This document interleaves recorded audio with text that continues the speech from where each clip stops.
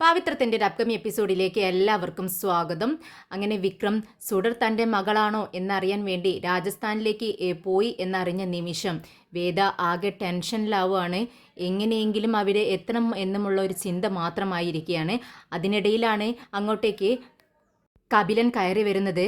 കപിലൻ പോവാനുള്ള ഏർപ്പാടുകളെല്ലാം ചെയ്തോ എന്ന് ചോദിക്കുകയാണ്. അതെ മാഡം, എല്ലാം ചെയ്തു കഴിഞ്ഞു എന്ന് പറയുന്ന നിമിഷം വേദ പറയുന്നുണ്ട്, ഞാനും നിങ്ങളോടൊപ്പം വരുന്നു. ഇത് കേട്ടതും വിജിയും കപിലനും ഞെട്ടുന്നുണ്ട്. എന്ത്, ഞാനോടൊപ്പം വരാനോ? എന്താ വേദ ഇത്? ഞങ്ങളോടൊപ്പം വന്നാൽ അത് ഒരുപാട് ടെൻഷൻ പിടിച്ച ജോലിയല്ലേ? അലഞ്ഞു തിരിഞ്ഞിട്ട് വേണം.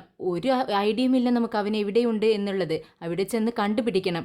അപ്പോൾ നീ ഞങ്ങളോടൊപ്പം വന്നാൽ ആകെ പ്രശ്നമാവില്ലേ എന്ന് ചോദിക്കുകയാണ്. ഇത് കേട്ടതും വേദ പറയുന്നുണ്ട്, ഇല്ല, ഒരു പ്രശ്നവുമില്ല, ഞാൻ നിങ്ങളോടൊപ്പം വരുന്നു. ഇത് കേട്ടതും വിജി പറയുന്നുണ്ട്, വേദ, കപിലൻ പറഞ്ഞത് കേട്ടില്ലേ? അത് ഒരുപാട് അലഞ്ഞു തിരിഞ്ഞുള്ള ജോലിയാണെന്ന് പറയുന്നു. എന്തിനാ നീ ഇത്രയ്ക്ക് ടെൻഷനുള്ള ജോലിയൊക്കെ ചെയ്യാൻ വേണ്ടി പോകുന്നത്? ഇത് കേട്ടതും വേദ പറയുന്നുണ്ട്, ചേച്ചി, ഇത് ഒഫീഷ്യലായിട്ടുള്ള കാര്യമാണ്, മിണ്ടാതിരിക്കേ. ഉടനെ കപിലൻ ചോദിക്കുന്നുണ്ട്, അവർ ചോദിക്കുന്നത് മാത്രമല്ല, എനിക്കും നിന്നോട് അത് തന്നെയാണ് ചോദിക്കാനുള്ളത്. എന്തിനാണ് നീ ഇത്ര തിടുക്കപ്പെട്ട് എന്നോടൊപ്പം ഈ ജോലിയിൽ പങ്കെടുക്കുന്നത്? ഇത് കേട്ടതും വേദ പറയുന്നുണ്ട്, കപിലൻ, ഇത് എൻ്റെ വാശിയാണ്. അവൻ എന്നെ പറ്റിച്ചിട്ടാണ് പോയത്. എനിക്ക് അവനെ അറസ്റ്റ് ചെയ്യുന്നത് എൻ്റെ കണ്ണുകൊണ്ട് കാണണം. അതിനു വേണ്ടിയാണ് ഞാൻ വരുന്നത്. ശരി, നീ തീരുമാനിക്കുന്നത് പോലെ നടത്താം എന്നിങ്ങനെ കപിലൻ പറയുകയാണ്. അപ്പോഴേക്കും മോള് ചോദിക്കുന്നുണ്ട്, വേദ, എവിടെ പോകുന്ന കാര്യമാണ് സംസാരിക്കുന്നത്? അത് മോളെ, ഞാൻ രാജസ്ഥാനിൽ പോയി വരാം. ആഹാ, ഇപ്പോൾ ഈ നിമിഷമല്ലേ വേദ നീ എന്നോട് പറഞ്ഞത് എന്നെ വിട്ട് എങ്ങോട്ടും പോവില്ലെന്ന്? എന്നിട്ട് എന്നെ കൊണ്ടുപോവാതെ നീ പോവാണോ? എന്നെയും കൂടെ കൊണ്ടുപോ എന്ന് ചോദിക്കുന്നുണ്ട് മോള്. ഇത് കേട്ട് മോളെ സമാധാനിപ്പിക്കുകയാണ് വേദ. മോളെ, ഞാൻ ഒഫീഷ്യലായിട്ടുള്ള ഒരു വർക്കിനല്ലേ പോകുന്നത്. മോളെ ഞാൻ വിഷമിപ്പിക്കാൻ വേണ്ടിയല്ല പോകുന്നത്. പോവാതിരിക്കാൻ എനിക്ക് പറ്റത്തില്ല മോളെ, അതുകൊണ്ടാണ്. മോള് വിഷമിക്കരുത്, വിജി ചേച്ചിയെ ബുദ്ധിമുട്ടിക്കരുത്. ഇത് കേട്ടതും മോള് ചോദിക്കുന്നുണ്ട്, നീ എന്നാണ് വരുന്നത്? അമ്മ പോയിട്ട് വേഗം പെട്ടെന്ന് തന്നെ തിരിച്ചു വരാം. ശരി വേദ, ഞാൻ വാശി പിടിക്കത്തില്ല, ഞാൻ നല്ല കുട്ടിയായിട്ട് ഇരുന്നോളാം, പെട്ടെന്ന് തിരിച്ചു വരണേ എന്ന് പറഞ്ഞപ്പോൾ വേദ, ശരി, ഞാൻ പെട്ടെന്ന് തന്നെ തിരിച്ചു വരാമെന്ന് മോളോട് പറയുന്നുണ്ട്. ബിജി ചേച്ചിയോട് വേദ പറയുന്നുണ്ട്, ചേച്ചി, പെട്ടെന്ന് ഒരു 4 ദിവസത്തേക്കുള്ള സാധനങ്ങളെല്ലാം പാക്ക് ചെയ്യണം, പെട്ടെന്ന് വന്നോളൂ എന്നോടൊപ്പം. കപിലൻ, ഒരു 5 മിനിറ്റ്, ഞാൻ ഇപ്പോൾ വരാമെന്ന് പറഞ്ഞ് റൂമിലേക്ക് പോകുന്നുണ്ട് വേദ. ഇതേ സമയം വിക്രമാണെങ്കിൽ ഒരു ഗ്രാമത്തിലെത്തുന്നു. അങ്ങനെ ഒരു വണ്ടി വിളിച്ച് ഇങ്ങനെ പോകുന്ന സുഡറിനെ തന്നെ മനസ്സിൽ ചിന്തിച്ചുകൊണ്ടാണ് വണ്ടിയിലിരിക്കുന്നത്. സുഡർ, നീ എൻ്റെ മകളാണെങ്കിൽ ഞാൻ നിൻ്റെ വിവരങ്ങളെല്ലാം അന്വേഷിച്ച് കണ്ടുപിടിച്ചിരിക്കും. അങ്ങനെ ഞാൻ നിൻ്റെ അടുത്തേക്കൊരു വരവുണ്ട് എന്നൊക്കെ ഇങ്ങനെ ചിന്തിച്ചുകൊണ്ടിരിക്കുകയാണ്. അപ്പോഴാണ് വഴിയിൽ വെച്ച് പ്രസവവേദന കൊണ്ട് പുളയുന്ന ഒരു പെൺകുട്ടിയെ കാണുന്നത്. അവളുടെ അച്ഛനും അമ്മയും ഒപ്പമുണ്ട്. വിക്രം പെട്ടെന്ന് തന്നെ ഡ്രൈവറോട് വണ്ടി നിർത്താൻ പറയുന്നു. വണ്ടിയിൽ നിന്നും പെട്ടെന്ന് ഇറങ്ങി വന്ന് ആ പെൺകുട്ടിയെ എടുത്തുകൊണ്ട് വണ്ടിയിൽ കയറ്റി അങ്ങനെ ഹോസ്പിറ്റലിൽ എത്തിക്കുന്നുണ്ട്. പെൺകുട്ടിയുടെ അമ്മയും അച്ഛനെയും ടെൻഷനോട് കൂടി നടക്കുന്നത് കണ്ട് വിക്രം അവരോട് ചോദിക്കുന്നുണ്ട്, എന്തിനാ നിങ്ങളിങ്ങനെ ടെൻഷൻ അടിക്കുന്നത്? പ്രസവമല്ലേ, സന്തോഷിക്കേണ്ട സമയമല്ലേ? കുറച്ച് സമയങ്ങൾക്കുള്ളിൽ നിങ്ങളുടെ കയ്യിൽ ഒരു കുഞ്ഞിനെ കിട്ടത്തില്ലേ? അത് വിചാരിച്ച് നിങ്ങൾ സന്തോഷിക്കേണ്ടേ എന്ന് ചോദിക്കുകയാണ്. ഇത് കേട്ടതും അവർ പറയുന്നുണ്ട്, ഞാൻ വളരെ കഷ്ടപ്പെട്ടാണ് എൻ്റെ മകളെ വളർത്തിയത്. പക്ഷേ അവൾ ആദ്യം ഒരു കുഞ്ഞിന് ജന്മം നൽകി, ആ കുഞ്ഞ് ജീവിച്ചിരിപ്പില്ല. പക്ഷേ ഇത് അവളുടെ 2ാമത്തെ കുഞ്ഞാണ്. ഈ കുഞ്ഞ് വളരെ കൂടി ജനിച്ചു കഴിഞ്ഞാൽ ഞാൻ നിങ്ങളെ വണങ്ങും. എന്തുകൊണ്ടാണെന്നറിയാമോ? കറക്റ്റ് സമയത്ത് നിങ്ങൾ അവളെ ഹോസ്പിറ്റലിൽ എത്തിച്ചു, അതുകൊണ്ട് തന്നെ എന്ന് പറയുകയാണ്. ഇത് കേട്ട് വിക്രം പറയുന്നുണ്ട്, അതിൻ്റെ ഒന്നും ആവശ്യമില്ല, ഞാൻ എൻ്റെ കടമ അത് മാത്രമാണ് ചെയ്തത്. നിങ്ങൾ വഴിയിൽ വിഷമിച്ചിരിക്കുന്നത് കണ്ടപ്പോൾ ഞാൻ നിങ്ങളെ സഹായിച്ചു. അത് നിങ്ങളല്ല, മറ്റാരായിരുന്നെങ്കിലും ഞാൻ സഹായിക്കുമായിരുന്നു എന്ന് പറയുന്ന നിമിഷം അകത്തു നിന്നും ഒരു കുഞ്ഞിൻ്റെ സൗണ്ട് കേൾക്കുകയാണ്, കരച്ചിലിൻ്റെ സൗണ്ട് കേൾക്കുകയാണ്. അവർ വളരെ സന്തോഷത്തോടെ പരസ്പരം നോക്കുന്നുണ്ട്. കുറച്ച് സമയങ്ങൾക്കുള്ളിൽ ഒരു കുഞ്ഞുമായി നഴ്സ് പുറത്തേക്ക് വരുന്നുണ്ട്.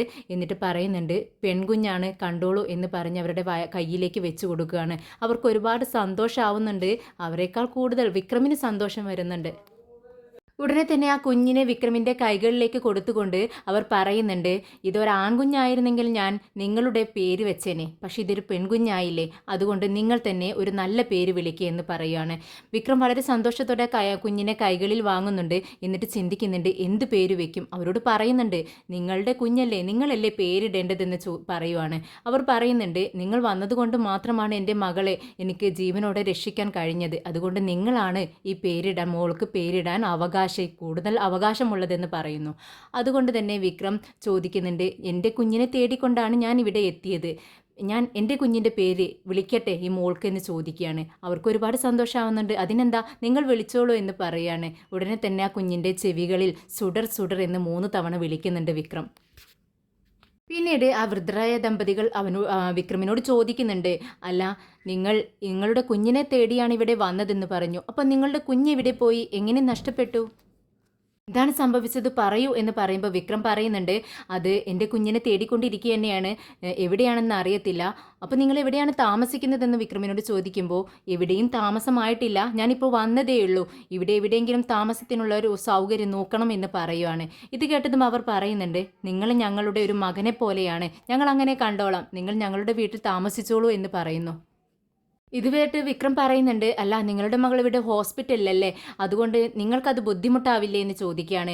അവർ പറയുന്നുണ്ട്, ഇല്ല, ഞങ്ങളുടെ കുഞ്ഞിൻ്റെ ജീവൻ രക്ഷിച്ചത് നിങ്ങളല്ലേ, ഇതിനേക്കാൾ ഒരു ഭാഗ്യം ഞങ്ങൾക്കില്ല.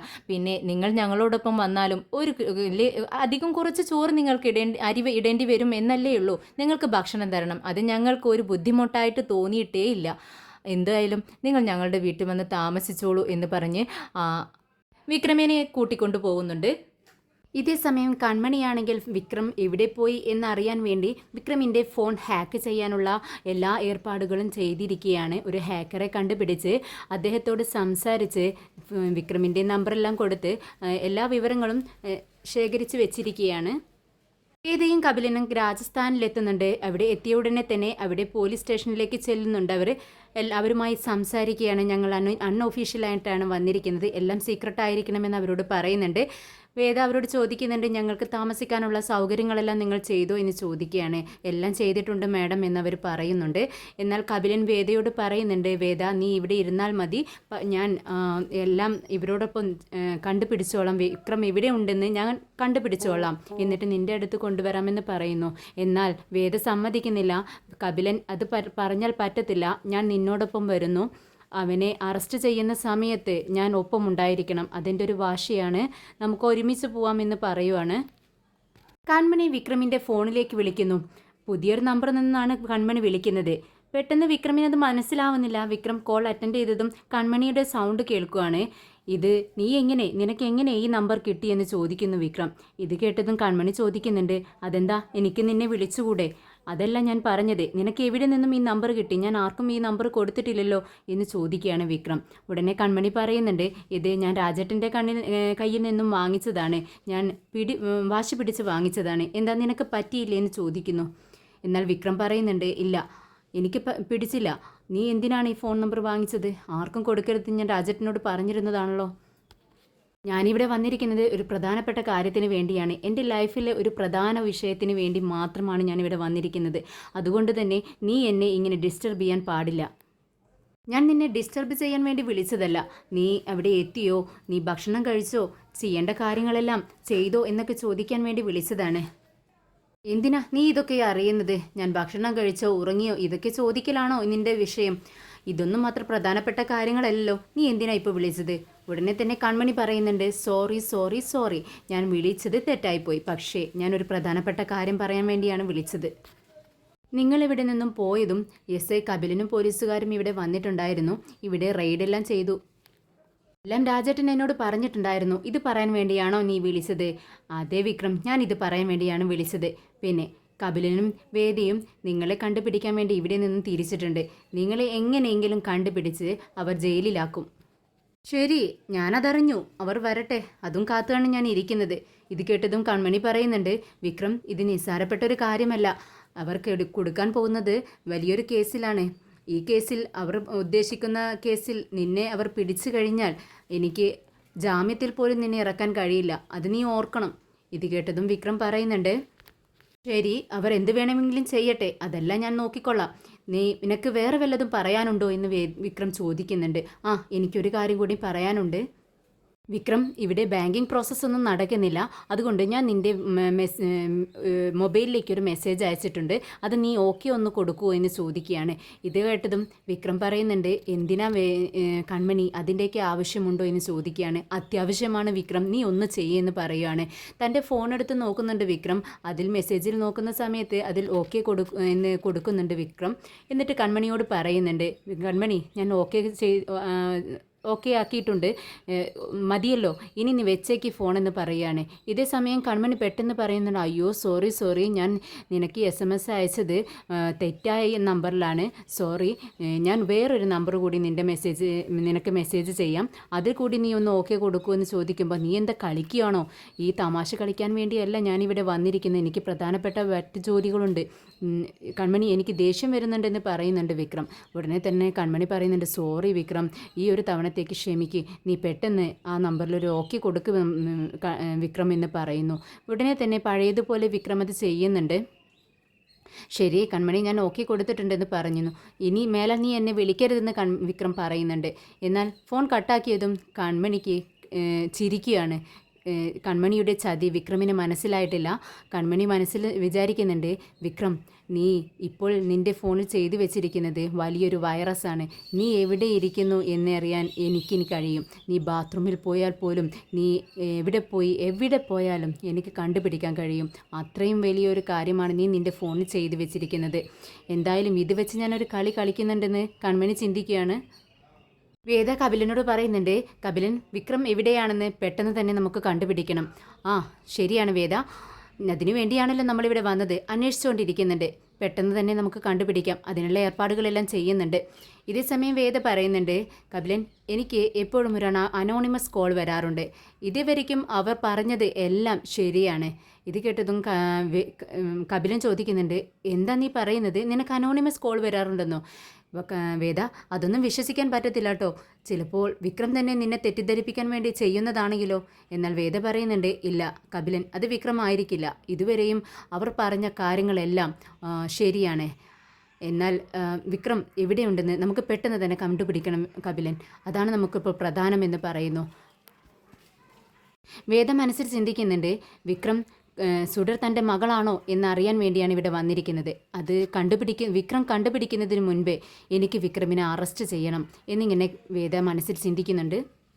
വിക്രം ഒരു ഗ്രാമത്തിലാണ് താമസിക്കുന്നത്. വിക്രമിനെ കൊണ്ടുപോയ ആ അമ്മ വിക്രമിനോട് ചോദിക്കുന്നുണ്ട്, അല്ല മോനെ, നീ ഇവിടെ വന്നത് നിന്റെ മകളെ അന്വേഷിച്ചിട്ടാണെന്നല്ലേ പറഞ്ഞത്, അവരെക്കുറിച്ച് എന്തെങ്കിലും അറിവുകൾ കിട്ടിയോ എന്ന് ചോദിക്കുകയാണ്. ഇത് കേട്ടതും വിക്രം ഇല്ല എന്ന് പറയുന്നുണ്ട്. ഞങ്ങളുടെ വല്ല സഹായവും വേണോ നിനക്ക്, ചോദിക്കാൻ മടിക്കണ്ട, പറഞ്ഞോളൂ എന്ന് പറയുമ്പോൾ വിക്രം മടിച്ചാണെങ്കിലും പറയുന്നുണ്ട്, അത് ഈ നാട്ടിൽ ഒരു കളക്ടർ വന്നിട്ടുണ്ടായിരുന്നു, അവരുടെ പേര് വേദ എന്നാണ്, അവർക്കൊരു കുഞ്ഞ് ജനിച്ചു ഇവിടെ വെച്ച്, ആ കുഞ്ഞിനെ കുറിച്ചാണ് എനിക്ക് അന്വേഷിക്കാനുള്ളത് എന്ന് പറയുകയാണ്. ഇതേസമയം അവരുടെ മകൻ, ഈ അമ്മയുടെ മകൻ അങ്ങോട്ടേക്ക് വരുന്നുണ്ട്.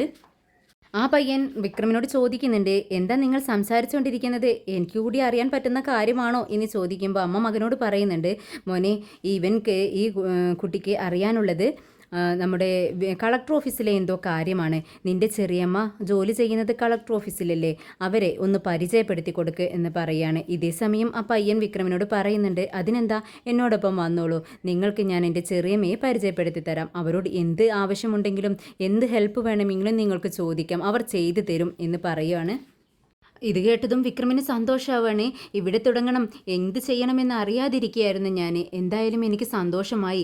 ഈ നിങ്ങളുടെ ചെറിയമ്മയെ എപ്പോൾ കാണാൻ പറ്റുമെന്ന് ചോദിക്കുകയാണ് വിക്രം. ഇത് കേട്ടതും ആ പയ്യൻ പറയുന്നുണ്ട്, ഇപ്പോൾ അവരുടെ വീട്ടിലുണ്ടാവും, ഈ സമയം ചെന്നാൽ കാണാൻ പറ്റും, നമുക്ക് പോയാലോ എന്ന് ചോദിക്കുമ്പോൾ വിക്രം ചാടി എഴുന്നേൽക്കുകയാണ്. എന്നിട്ട് പറയുന്നുണ്ട്, അതിനെന്താ, എനിക്ക് സന്തോഷമായി, നമുക്ക് ഇപ്പോൾ തന്നെ അങ്ങോട്ടേക്ക് പോവാം. അതേസമയം ആ അമ്മ പറയുന്നുണ്ട്, മോനെ ഭക്ഷണം കഴിച്ചിട്ട് പോവാമെന്ന് പറയുമ്പോൾ വിക്രം പറയുന്നുണ്ട്, വേണ്ട അമ്മേ, ഞങ്ങൾ പോകുന്ന വഴിക്ക് കഴിച്ചോളാം, ആദ്യം എനിക്ക് അവരെ കാണണം, എന്നിട്ട് ആ കുഞ്ഞിൻ്റെ വിവരങ്ങളെല്ലാം അറിഞ്ഞതിന് ശേഷമാണ് എനിക്ക് സമാധാനം ഉണ്ടാവും, ഞങ്ങൾ പോയിട്ട് വരാമെന്ന് പറയുകയാണ് വിക്രം. എന്നാൽ കൺമണി വിക്രം എവിടെ പോകുന്നു എന്ന് കണ്ടുപിടിക്കാനുള്ള തയ്യാറെടുപ്പിലാണ്. ഒരു ലാപ്ടോപ്പ് കൊണ്ടുവന്ന് വെച്ച് ഹാക്കർ കൊടുത്തതുപോലെ എല്ലാം ചെയ്യുവാണ്. അങ്ങനെ വിക്രം പോയിക്കൊണ്ടിരിക്കുകയാണെന്ന് കൺമണിക്ക് മനസ്സിലാവുകയാണ്. ആ സ്ഥലം എവിടെയാണെന്ന് കൺമണി കണ്ടുപിടിക്കുന്നുണ്ട്. അങ്ങനെ കൺമണിക്ക് സന്തോഷമാവാണ്. ഹാക്കർ പറഞ്ഞതുപോലെ ചെയ്തപ്പോൾ വിക്രം പോകുന്ന വഴിയെല്ലാം കാണുന്നുണ്ടല്ലോ, അതുകൊണ്ട് ഒരുപാട് സന്തോഷമാവുകയാണ്. കൺമണി മനസ്സിൽ ചിന്തിക്കുന്നുണ്ട്, വിക്രം പോകുന്ന സ്ഥലം നമുക്ക് എങ്ങനെയെങ്കിലും വേദയെ അറിയിക്കണം, അതിനെന്താ ഒരു വഴി എന്ന് ചിന്തിക്കുന്നുണ്ട്.